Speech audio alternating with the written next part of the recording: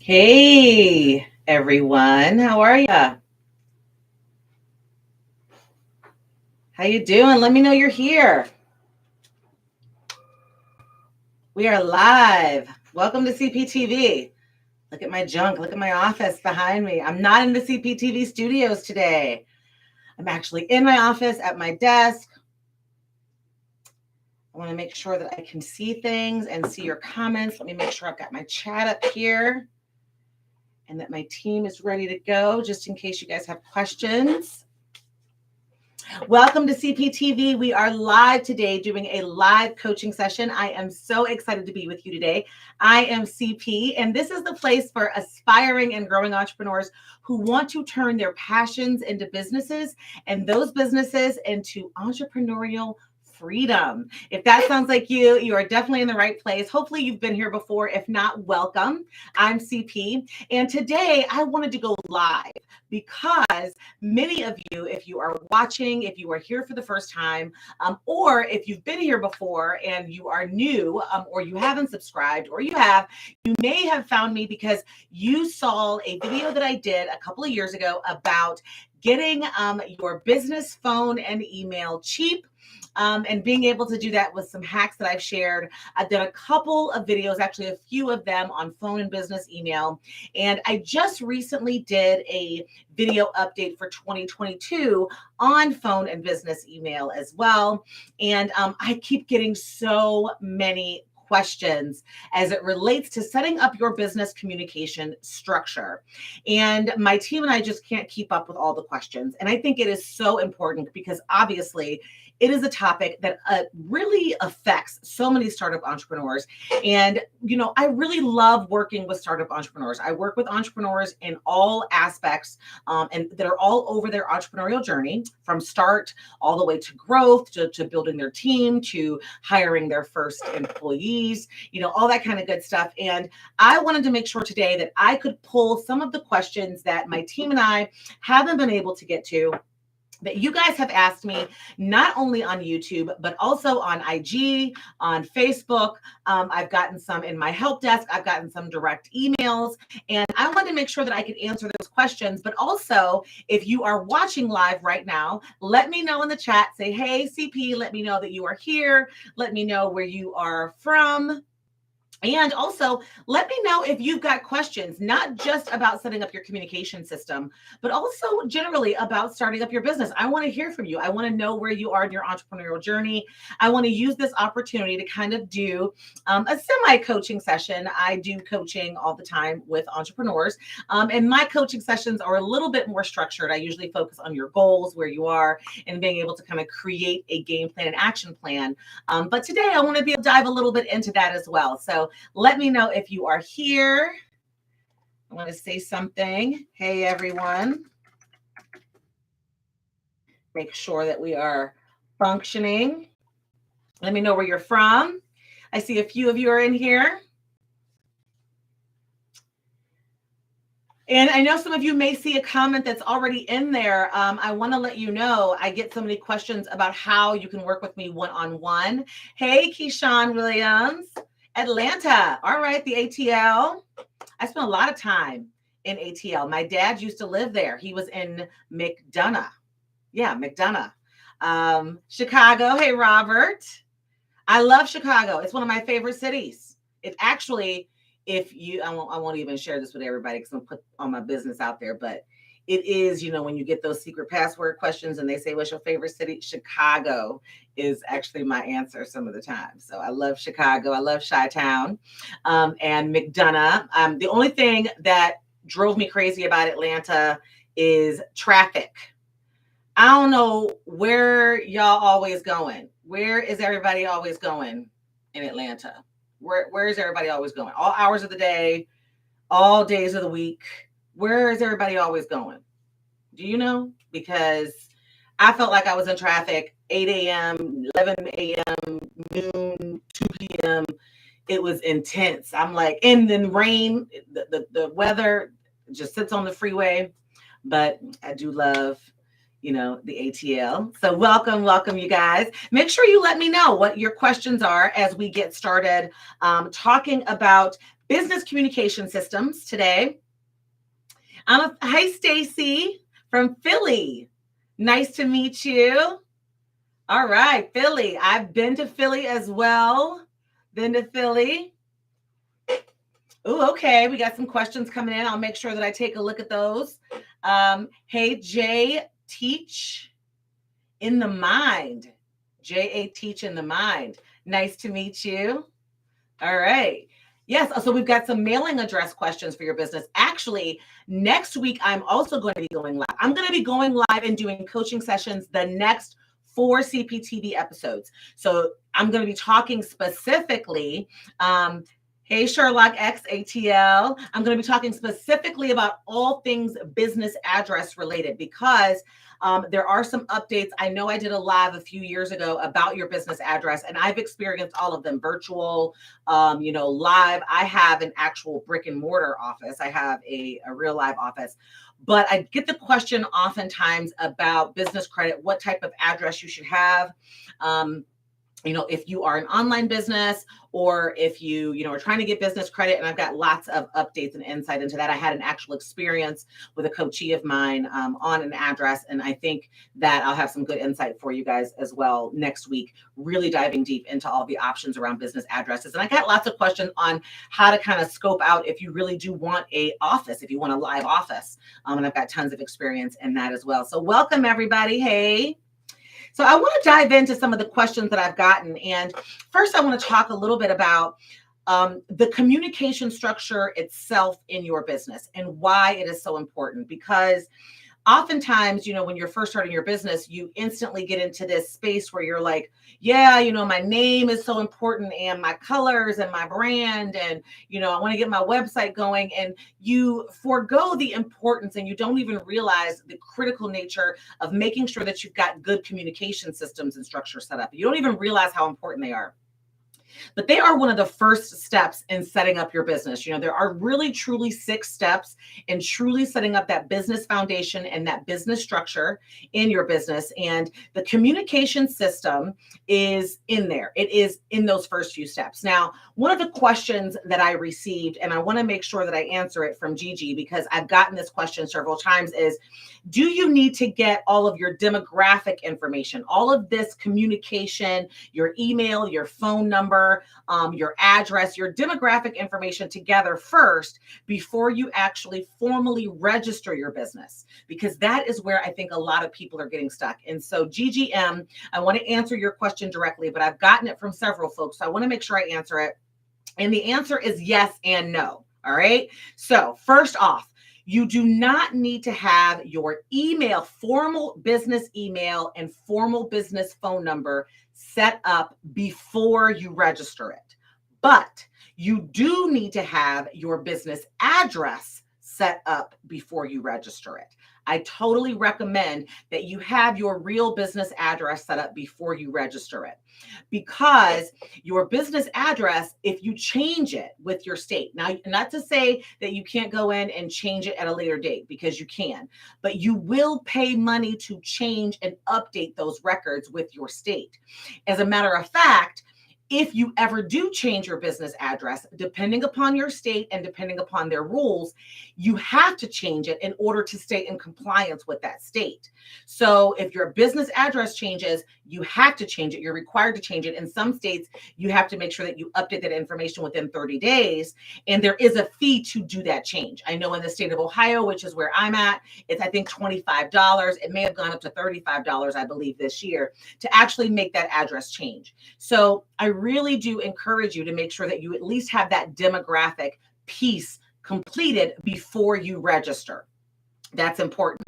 And you don't want to do too much changing of the address, especially if you are setting up the type of business that you are going to be looking for some type of business credit to be established. Now, the reason why I say that is because if you are a business that's looking for some type of business credit, you might be thinking, of course you're looking for business credit. Isn't everybody looking for business credit? And the answer is no. Not every business needs business credit. There are a ton of businesses that you can start without having a lot of money and without needing to get business credit to get going, that have very high profit margins, that you can go out there and that you can go. You get a computer, you get some basic equipment, and you just go. Most of those businesses are online businesses. Now, when I say online businesses, I'm not just talking about e-commerce businesses. I'm talking about, and e-commerce is businesses where you are selling products and goods online. I'm talking about businesses where you are functioning from a coaching or a consulting or even offering services, delivering services strictly online. There are tons of those. If you're trying to figure out, if you're in that space where you're like, I don't know what kind of business I want to start, I would totally recommend that you read The 4-Hour Workweek by Tim Ferriss. I think it's Tim or Tom, Tim Ferriss. If you haven't read that book, I would totally recommend it. It inspired me because I was always a brick and mortar local entrepreneur. Many of you who don't know, if you don't know my story, I've had my own business. My very first business was in 1997. Yeah, 1997. It wasn't a formal business.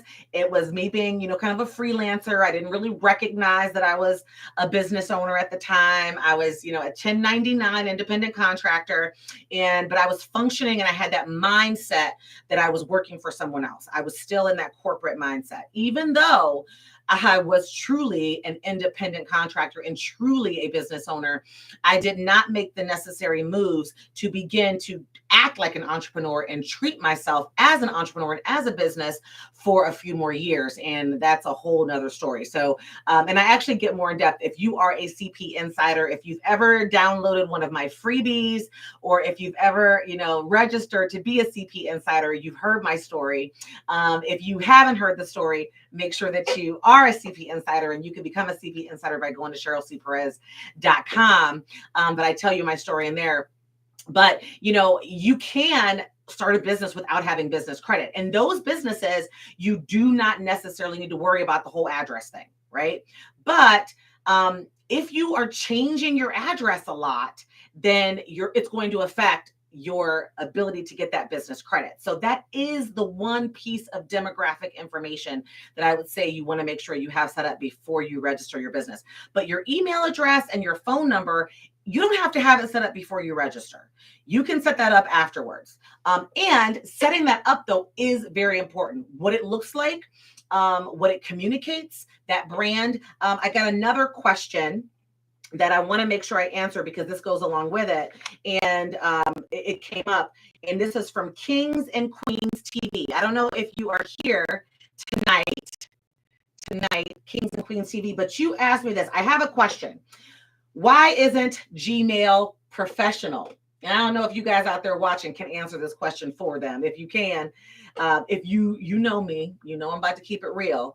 But why isn't Gmail professional? I've worked for 2 different court systems, and I noticed both assign Gmail addresses. Google isn't a professional business. What y'all think the answer is, y'all? Put it in the chat. What y'all think the answer is?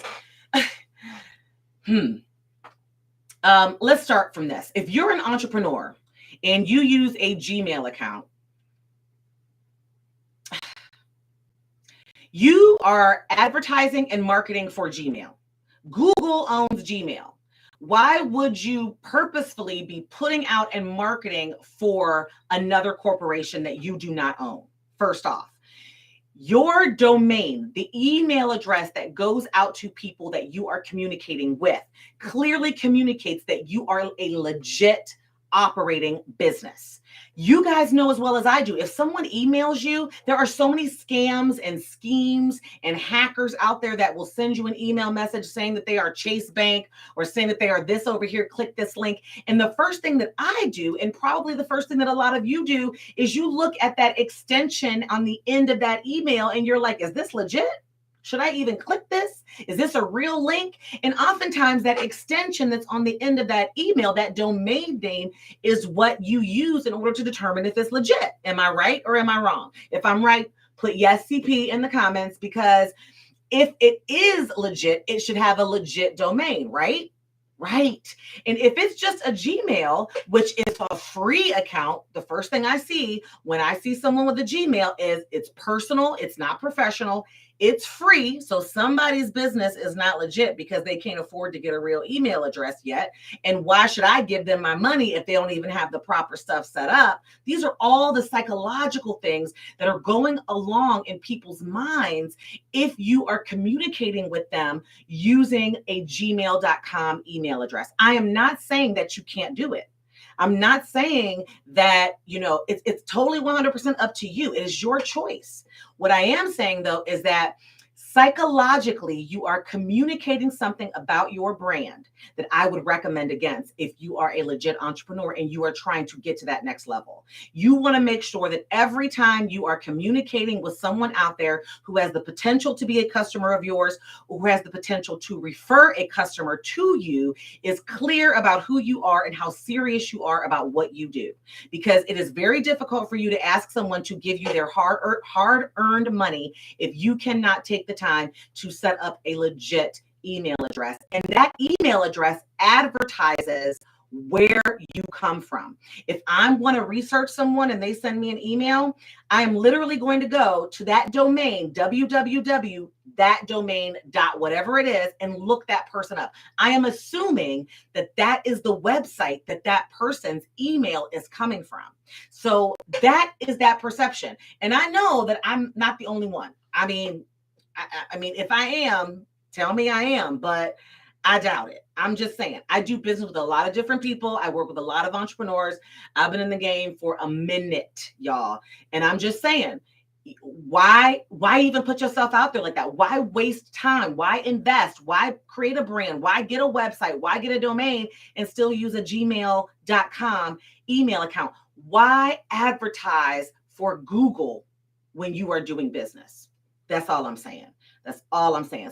So kings and queens, yes, you can have it. Yes, Google is a professional business, but it's not your business. You don't own Google. You don't own Gmail, and it isn't professional. It's personal. It's free. That is clear to everybody out there.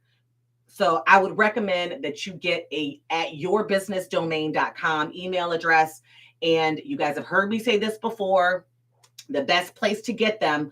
I just did the research again for my sorority. I just literally did the research again because we have to get email set up for all of our officers and all of our committee chairs. And we got like 30 emails that we have to get.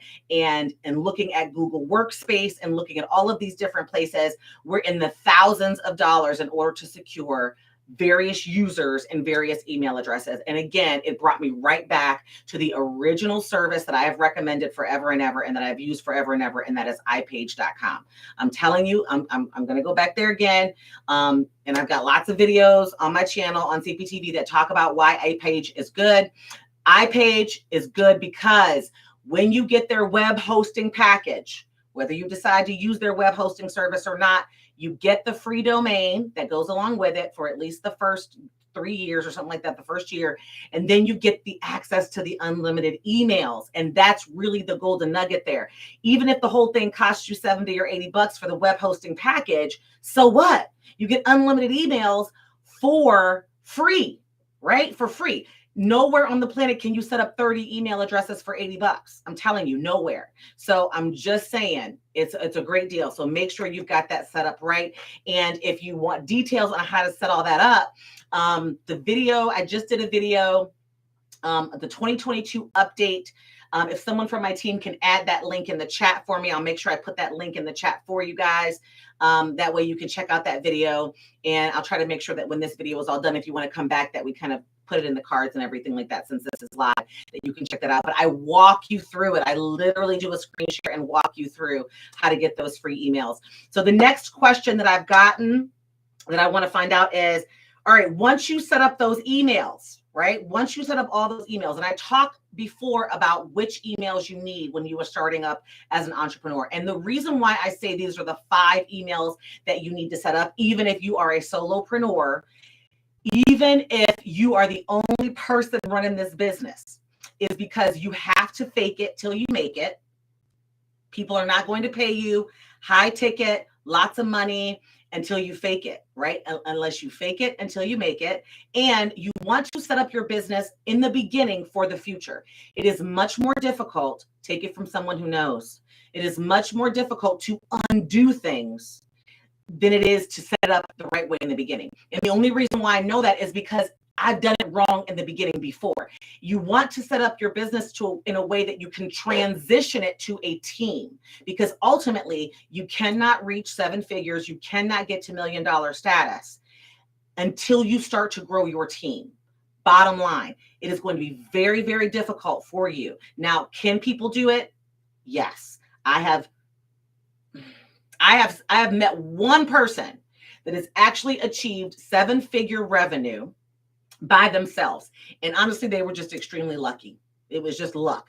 Nobody else I've ever seen reach 7 figures. Even for me, when I got to 500K in my business revenue, I'd already had a team member. I was never going to get over 300,000. I got to 300,000 a year in revenue by myself. That was my maximum. I was at my capacity. I couldn't do anything else to get above that 300K. Why? Because I could no longer sell more. I could no longer service more. I could no longer market more all by myself to get beyond that 300K until I expanded my team. That's the reality of it. So the only way that you're going to get past that mark is to grow your team. And when you grow your team, you have to be in a position to transition what you've already done to that team as seamlessly as possible, as frictionlessly as possible.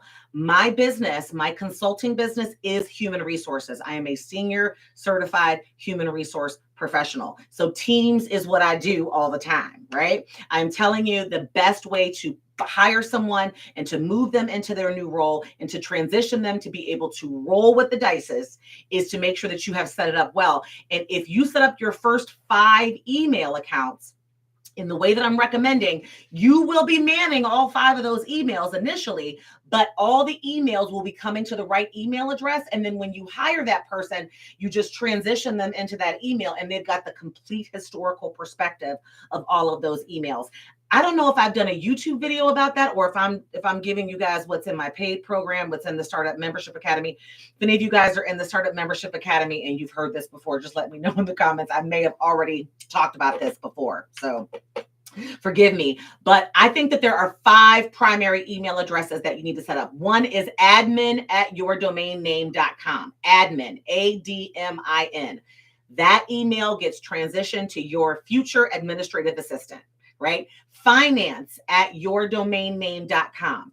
That email gets transitioned to your future bookkeeper, bill payer, accounts receivable, accounts payables person, right? Also, your name, who you are, right? Mine would be CP@yourdomainname.com. That's going to be yours. That's your personal email. That's the one that, people can reach you directly at, right? Also, help or support or customer service or whatever you want that one to be @yourdomainname.com. So those are your top 4. That last one can be something related to what is related to your business specifically. For me, my 5th one was legal, because my legal team was critical in my contracts with my clients. I was in consulting. I am in consulting. So contracts with my clients, service agreements are very, very important to my business. And I knew that I was going to ultimately be outsourcing the contract review and the contract creation with my clients, which was a basic part of my sales, process. So I created legal team @mydomainname.com, but you can do sales @yourdomainname.com. I've seen people do that as well. That way you can transition that to a future salesperson. So you want to create those, and you're going to need a clearinghouse to bring all of those emails into. So the question is, what do I recommend for that? Do you recommend Microsoft 365, which is what I do recommend, but I found no way to add more than 1 email to it without purchasing user accounts for Microsoft 365. Am I missing something? And that's a great question. So I do recommend Microsoft 365. It is a email clearinghouse. Now, it's not the only one. In my paid program in the Startup Academy, you can also use other ones. There are different ones that you can use that are email clearinghouses. Basically, it's, one email service provider that you can pull various email accounts into. I recommend Microsoft 365 for a number of different reasons. The main reason is because that is what the business world uses. And I am in B2B, right? So I am a business provider and I service other businesses. If you are not in B2B, Microsoft 365 may not necessarily be the best fit for you, but the business world uses Microsoft. I also use my Microsoft 365 because when you enroll in that, it's pretty cheap. It's like $12 a month or something, especially when you're only one user. And you also get the Microsoft suite of applications. You get Word, you get Excel, you get PowerPoint, you get Outlook, which is their email service. You get Microsoft Teams now, which is kind of like their Zoom, which I don't prefer, y'all. I don't really like, but you get all that stuff. And so that's why I recommend Microsoft 365, because you get all of that. You get the biggest bang for your buck. And that is going to be, you get Microsoft Calendar, you get all this other stuff with it. And that's what most people in the business world utilize. And so it makes it very easy for you to communicate between it. You do not need to have more than one user account in order to import all of your emails into your Microsoft Office 365 account. So you can have one user. Once you download the software onto the desktop, then you just add an account. You have to know the IMAP or POP settings from iPage, and then it'll pull all of those email accounts, the password, the email, it'll pull all of those email accounts in there. And iPage actually has the instructions on how to merge and how to configure those iPage emails into various softwares. It gives you for Microsoft 365. It'll teach you also how to pull those emails into your phone if you don't want to do it on desktop. So my iPage emails also come to my iPhone, which is also a great place for you to be able to manage your emails. So for you out there, if you guys have done the whole iPage thing, because I've told you to do it before, you can also pull them into your phone. All right. You can pull them into your phone. And if someone from my team wouldn't mind checking out that link, if you can find it, going on and pulling the link to iPage that will, teach you how to pull it into your phone. All right. So before I get to any more questions that I've already been said, I want to take a look at what you guys have in the comments below and say hi to a few folks. All right. Sherlock S, hi at ATL. Keyshawn, I want to know how to properly set up email and business line for virtual assistants to manage and answer when called. That's a great question. All right. So Keyshawn, to answer your question, so the admin@yourdomainname.com email is a perfect fit for your virtual assistant. And what you would ultimately do is, and then also the business line. So are you using Unitel? Because if you are using Unitel, which is the VoIP phone system that I recommend as well, there are other VoIP, there's Grasshopper, there's a couple of other ones. I recommend Unitel because it gets the job done when you're a startup. 100% gets the job done, and it is really, really reasonable. It is voice over IP. It's a VoIP system, and it will allow you to bring all of your numbers right to your phone. It's pretty easy to set up. You can set up all kinds of multiple extensions. So what you would have your VA do is you would ultimately then give them access to your admin email box. You can, if they are using a mail system, you can have them pull those emails into their mail system if they use Microsoft or anything else, or you could just give them the username and password to log in. Because if you use iPage and you set up that admin email box, they'll be able to log in and monitor that email box. Okay, so give them access to monitor that email. My admin has access to my email. She actually has Microsoft Office and she pulls that in, and I pull hers in because I monitor her email box as well. But the same thing for Unitel. You can set up, my admin has my admin box in Unitel. She is like 0. When someone hits 0 in our Unitel, we have an auto receptionist. And when someone hits 0, it automatically transfers you to her extension. And when it goes to her extension, because of the pandemic, she is pretty much working from home now. She doesn't work in the office full time. She's only in the office 1 day a week, and it rings directly to her cell phone. So 0 goes directly to her, and you would be able to do the exact same thing with your admin. So hopefully that answers your question. But that is specific to iPage and to Unitel. And I'm sure you could do the same thing if you're using a different email provider. You'd be able to give them access. That's how you would have your VA do it. Hopefully that's helpful for you.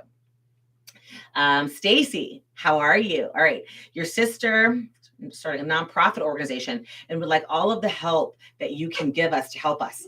Stacy, I love nonprofit organizations. Actually, a lot of people ask me what types of industries I specialize in. And in all honesty, for a startup business or a startup organization, when we're talking about setting up your startup foundations, just setting up your foundations for a startup, I can work with any business because you really do set up your business. You get your LLC, you do all of those things, kind of the same thing. Set up your basic communication structure, figure out your brand, get your website. That's all the same.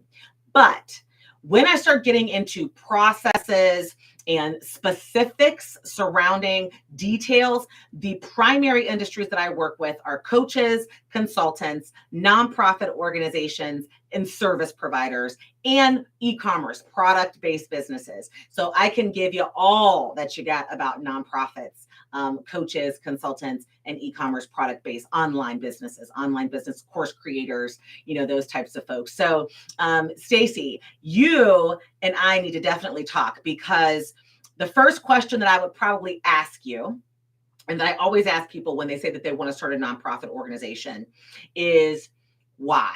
Why did you choose a not-for-profit versus a for-profit organization? And the reason why I ask that is because oftentimes people start a nonprofit because they want to do good. They have a program or a business idea that has some type of social cause behind it, right? You want to serve the community.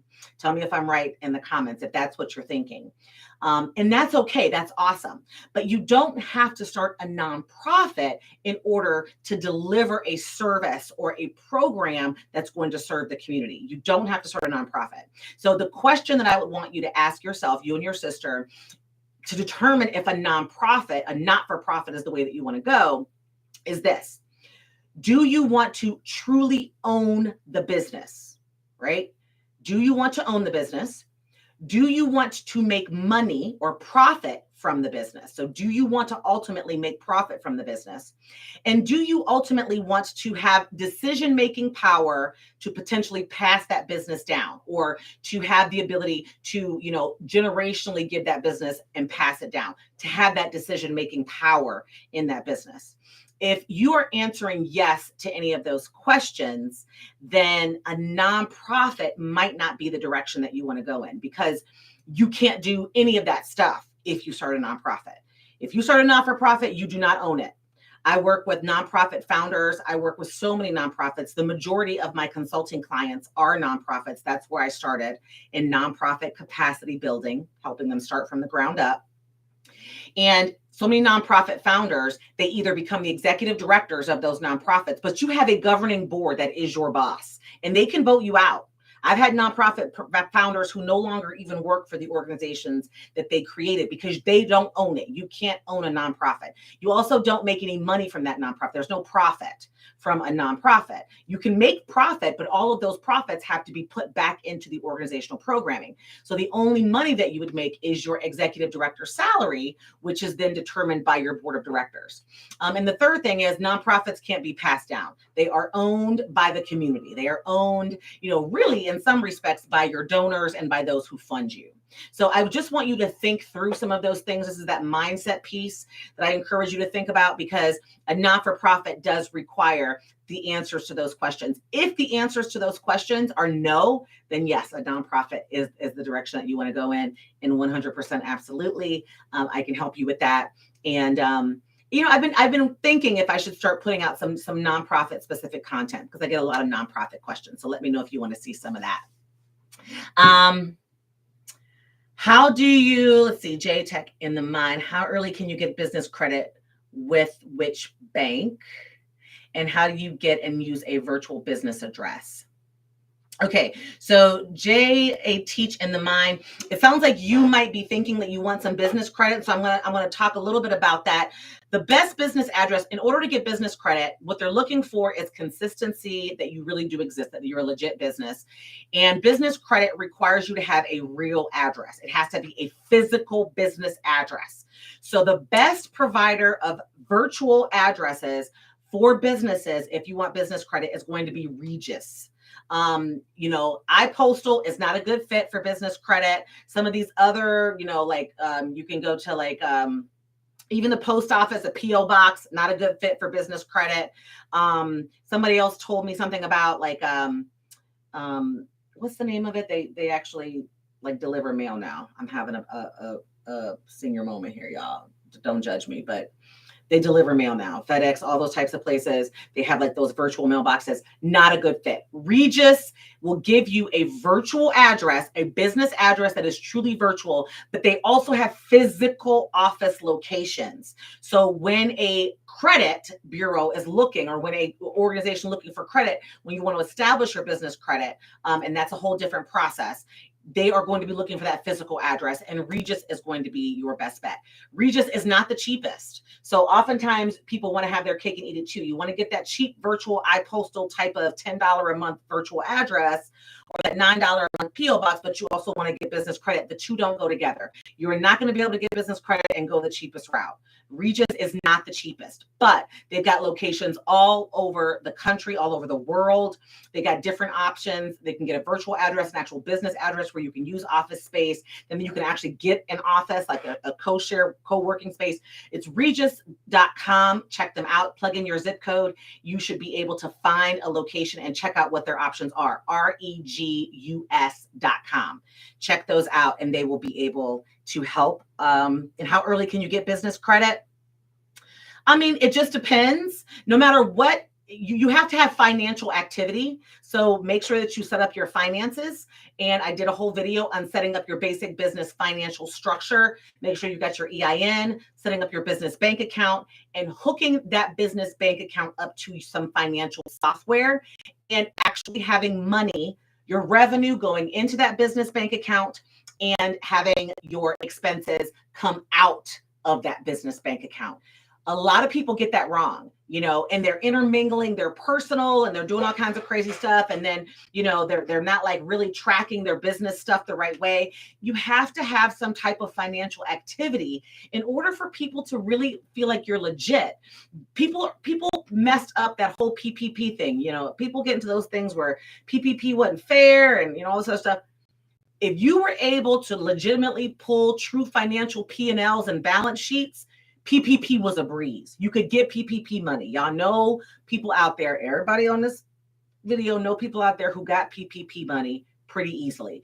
And that is because they had legit business reports. The best software that I recommend is QuickBooks Online. It is not expensive. Hook it up directly to that business bank account. It will pull your transactions. You can log it, and it will naturally keep track of all your P&Ls and your balance sheets, but you've got to have a business bank account to go along with it. So you got to have some financial activity. And, no matter what, the earlier you are in business, they're still going to use your personal credit history to really look at your business credit. I mean, they still are in the very beginning. It's going to take some time for you to really begin to establish that business credit score before they're going to solely look at your business separately. Because in the very beginning, especially if you're truly in that startup phase, they're going to still look at your personal profile in order to determine. Now, there are different avenues that you can go to. And one of my favorite resources and tools that I love is Nav. And I would totally recommend that you get set up with nav.com. If any of you have ever used Credit Karma, if you've heard of Credit Karma, let me know. On a personal side, Credit Karma is one of my favorites. An app, it monitors your credit. The accuracy of how close it really is varies, opinions vary, but nav.com is almost like a Credit Karma for your business. for your business. Great for business credit, great for giving you suggestions on credit cards that you might be eligible for based on all these different criteria. Great for monitoring it, great for helping you with your DUNS number. It is a great resource and tool. It is kind of the Credit Karma for business. So definitely 100% check out nav.com, and that could be 100% helpful for you. Okay. Hopefully that helps. All right. Oh, perfect. Perfect. I'm glad. Hey, Big T Main 8. How you doing? How are you, hon? All right. Jarrett, do I need to have my LLC before opening a business bank account?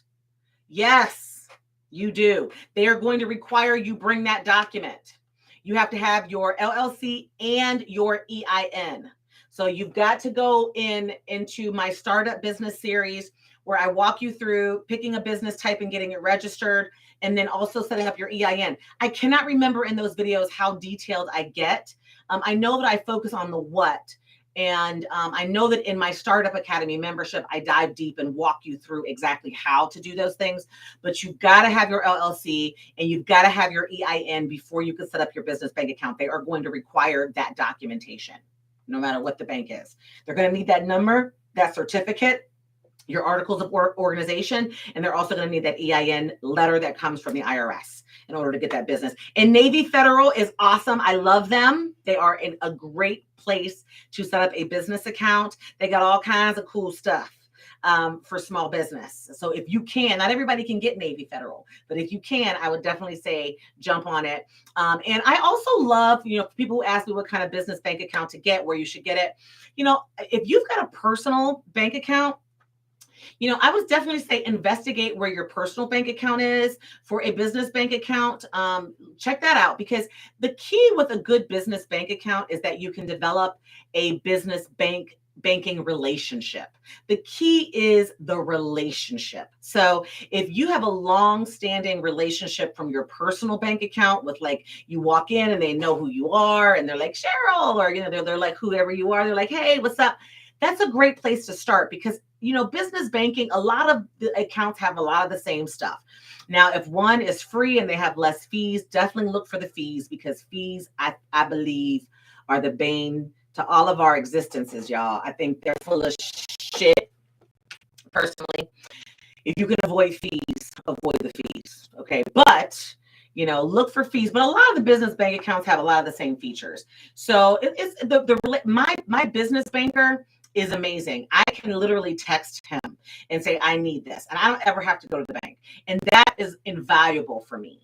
When there's new stuff that comes out, when I needed business credit, when I needed my PPP stuff, it's almost like he works for me.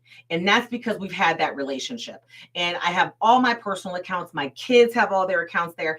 And it also allows me to transfer very seamlessly between my accounts when I have my business bank account with my personal bank account as well. But Navy Federal is amazing for sure. So the Keisha Hustle, hey, I'm so glad you could catch me live as well. I'm so glad you love the content. Thank you very much, Island. Thank you. Thank you. All right. So I'm going to keep reading these questions I've gotten as well. And you keep the questions coming. Like I said, I am going to be live for the next 4 Tuesdays, exact same time. So as you are going through your journey, as you are continuing to take these tidbits and these coaching sessions that I'm doing with you live, think of them as free coaching sessions with me. And also, you may or may not realize it, but in the chat, I pinned a comment. If you want to take this conversation offline and you want to talk to me one-on-one about your situation, your business, your game plan, and you want 60 minutes one-on-one with me, I am opening up my calendar for the next few weeks only to 50 committed, driven, keeping it real entrepreneurs who want one-on-one coaching. I've never done this ever. In order to have one-on-one coaching conversations with me, you have to be in my long-term 6 to 12 month coaching program. And I've gotten so many questions from people that say, hey, can I just work with you one-on-one? I just would like for you to help. I would like to tell you where I'm at in my business. And I would like to get your help for you to help me tell me where I need to go, what my next step should be. Give me a game plan. Give me the action steps. And, so I can go out there and implement. And I thought about it. And I was like, all right, I'm going to open up my calendar for the next 6 weeks, and I'm going to allow for one-time one-on-one coaching calls, 60 minutes, private one-on-one coaching calls, where we will dive deep into where you are in your business, and we will create a game plan with action items for you specifically. So I pinned, if you want more information on those, and they are severely discounted. I'm only opening it up though for the first 50 folks. So I've only got 50 slots available. When those 50 slots go, I'm closing it. I'm shutting it down. And I'm not sure if I'm going to do it again. I just want to see how this goes, because for me, coaching is really a long-term relationship. I like to see people go from start to real true transformation and really be in that 6-figure mark. But I do also see the importance of really being able to customize that specific conversation for folks. So if that's something that you're interested in, you can click the links in the top of the chat. I think that we pinned it earlier. Click that link. It'll take you out to get some information. You can sign up for that and enroll in that, and you can automatically schedule and plug yourself into one of those 50 slots. And I will have it open for the next 4 coaching sessions, like I'm doing right now, until they fill up. Once they are filled up, it's going to be over. So I wanted to make sure that I let you guys know that if you want to continue this conversation and focus it on you live offline. So let me get to some more of the questions that I've received that we can coach through. So I get the question a lot, and I've got several of these, right? How important is it to get listed on 411? And how is that done with a virtual phone number, especially if you use Unitel? So I don't know how many of you guys are interested in the 411 thing, right? Because at first, when I saw this question, I've gotten it 4 times, believe it or not. And I was like, does 411 even exist? Did y'all know it existed? Tell me if y'all knew. Did y'all know? Because I was like, 411 exists? It does, y'all. It exists. You know, and I knew when I got these questions that these people had to be in my age range. Because what's the 411, y'all? What's the 411? Who? If you know who that artist is, let me know in the chat. If you know who that artist is, let me know in the chat. If you know what year that came out, let me know in the chat. You gotta let me know. I'm gonna let you know if you're right. I don't know. I can come up with some kind of prize or something if you know who that is. But yes, I thought it was gone too, Keisha. I thought it was gone too. But I get the question. People want to register their businesses there. Now, how important is it to get listed on 411? And how is that done with a virtual phone number? Based upon, yes, Mary J. Blige, you got it, 1994. 1994. MJB, right? Queen Hip Hop Soul. You can't even mess with her. Anyway, 411, how important is it? Based upon the responses that I'm getting in the chat, it is not important at all, because don't nobody even know it exists. As a matter of fact, in my research, I realized that if someone uses their cell phone, which the majority of people will be using in order to make phone calls, if y'all use your cell phone and call 411 to get a phone number, do y'all know that you will get a charge of $5 depending upon who your cell phone provider is? Did you know that? Yes. So I know that Sprint charges like $5 every time you call 411 just to get the information. 411, you are absolutely right, Peter, is Google. Google it. Everybody just goes to Google. They don't go to 411. There is really no need to register at 411. It does cost money, but yes, I guess people, want to know. So in my research, I realized that some people may want to do it. I would probably recommend that you register with yp.com, which is the old school yellow pages. Although it is more important for you to make sure that you have a business listing with your email and this phone number with Google Business. All right. And that is a process. So you want to, when you go to Google, Google your business and make sure that you register your business and get it listed with Google. Now, a lot of people think that the only way that you can do that is through SEO, and that is a piece. SEO is about your business getting ranked higher so that when someone Googles what you do in your area, that you show up and that you begin to rank with keywords and things like that. But if someone is Googling your business specifically, you want your information to pop up almost like, it does when you see a business, and you want that information to be correct. You want your hours to be correct. That's how when you Google a place, you see whether it's open or closed. You see the phone number. Y'all know what I'm talking about? So that is the 2022 411. And you definitely need to get yourself registered with Google Business. So you are going to click that button. They're going to ask you a bunch of questions. They're going to ask you to verify that you are the owner, that you are authorized to provide them with the information. And this is where your business address is going to be important, because if you can't verify, they're going to go through all of this stuff. And if you can't verify the electronic way, they're going to mail you like a PIN number that you have to then go back in and use the PIN number in order to be able to verify your information and get it all updated. All right. So that is the 411 of today. So it is not important to get listed with 411. As a matter of fact, you can't go to 411.com and do anything. I have heard they don't let you do that. You actually have to do it through a whole different company. YP.com would be more important, which is the yellow pages. But the most important is Google for Business. All right. I'm so glad I've helped you. Yes, Google is free, Jared. Absolutely. Big time. Oh, I'm so glad DJ BNAP S. BNAPS. Did I say that right? DJ BNAPS. I'm glad I've helped you level up, and I'm glad you got your shit together. Absolutely. I will absolutely keep giving up the game. If you keep tuning in and you keep showing me that love, I will keep bringing it. And like I said, I will be here the next 4 weeks doing these things live. So bring all your questions. Do your business. You guys commit for me the next 4 weeks to dive deep into CPTV, implement the stuff I'm telling you, and bring all the questions back, and I will address those questions for you. You're going to get 4 free coaching sessions, 4 free group coaching sessions the next 4 weeks. We're going to be talking about all kinds of stuff. The 6 steps to setting up the business. We're going to be talking about business addresses. We're going to be talking about business finances. We're going to be talking about whatever you guys want to talk about. So make sure that you tune in. Okay. Let's see. What else? Other question I got. Let me see. Does iPage play nice with Shopify?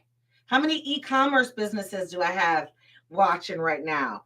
Does iPage play nice with Shopify? V King, if you are watching, does iPage play nice with Shopify? Okay, so the answer to your question is iPage and Shopify are kind of competitors. They both offer e-commerce solutions. They are both hosting websites. They are both e-commerce hosting websites. And, I haven't truly done a comparison to both of them. I haven't done a comparison for all of the features, all of the things that they provide on an e-commerce basis. To be honest with you, my entrepreneurs that I work with and that I coach that have e-commerce businesses, we will typically get the domain through iPage, because remember, the domain through iPage gets you the unlimited emails. That's not going to change. So we always get the domain, the web hosting, the emails through iPage. And then typically we do transfer that domain and work in Shopify.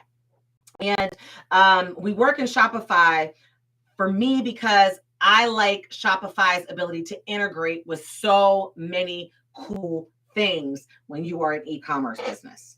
And when you're an e-commerce business and you are adding all kinds of things like automatic shipping calculations and the ability to use all kinds of different shipping methods, the ability to print out, all kinds of labels, it just makes your business a lot more efficient.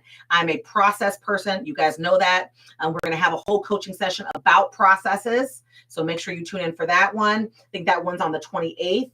But we can talk about processes any of these weeks, guys.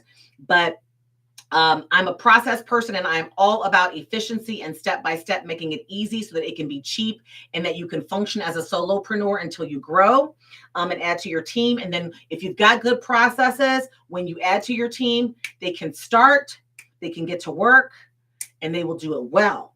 Trust me, I've learned. So Shopify and iPage don't play nice together because they are competitors.